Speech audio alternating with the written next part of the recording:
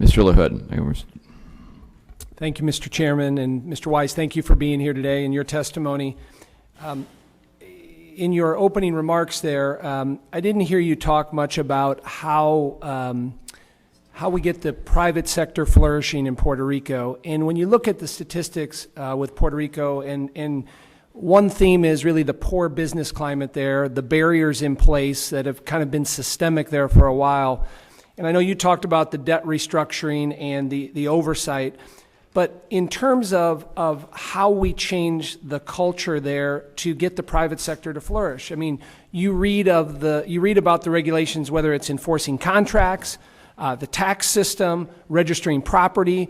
I mean, traditionally, Puerto Rico ranks very, very low in terms of doing that. And I know the debt is part of that, but I mean, looking at whether we engage in this legislation, how do we reduce those barriers? Because it seems to be a direct correlation to the hemorrhaging of people and talent and opportunities out of Puerto Rico to Orlando, Florida, and lots of other places. And if we don't have that business structure reform, how is this going to work? Well, we share your frustration on this point in the sense that there is an enormous amount of capital in our judgment, private sector capital, that is ready to invest in Puerto Rico, be that in alternative sources of energy generation, be that in modernizing the electricity grid, which is terribly out of date. The problem we run into time and time again when we talk to investors is that this uncertainty that the economy faces makes it impossible for private sector participants to invest and plan over any meaningful time horizon. And so I'm not saying it will solve all the problems, but if we don't clean the debt structure and put this economy back on a track towards a sustainable amount of debt, I mean, right now, 35% of central government revenues are being spent on debt service. Outmigration has more than doubled in the past 2 years. Unless we can stem this tide and create a base for the government and the private sector to plan against, you know, we are deeply concerned that all of that third-party capital will never come into the island.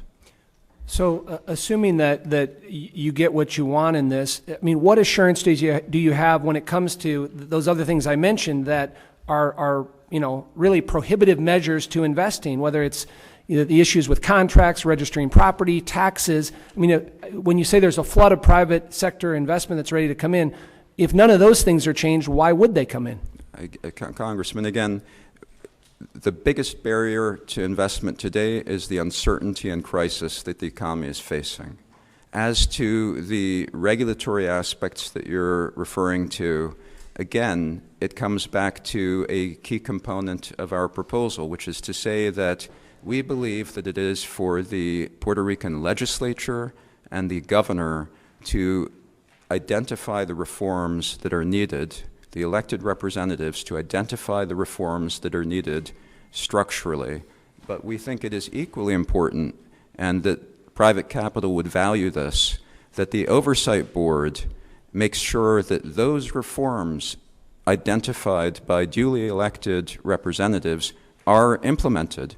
There's an enormous problem of over-promising and under-delivering that has gone on for many years in Puerto Rico. In our judgment, marrying the self-governance of elected officials with the oversight of an independent board is exactly the structure which can remedy this. Two follow-up questions. So are there currently any existing federal laws that, in your view, prohibit the ability to attract private investment in Puerto Rico? That's first. And then secondly, are you confident in the legislators in Puerto Rico that these reforms that are necessary and needed are going to get done? On the first point, by far the biggest barrier to investment into Puerto Rico, and we have spoken with capital providers, we have spoken with potential lenders, and we've spoken with companies which would be interested in participating, for example, in the energy sector. The first and most important aspect is that the economy needs to be stabilized. No one invests into an economy that's in free fall. We need to stabilize the economy. Second, the Puerto Rican legislature and governor are in an election cycle here, there, and there will be a new governor. The current governor has said he will not run, and those duly elected representatives will identify what it is that needs to be done. But this interaction with an Mr. independent... Reese, I need to cut it off here. I'm sorry.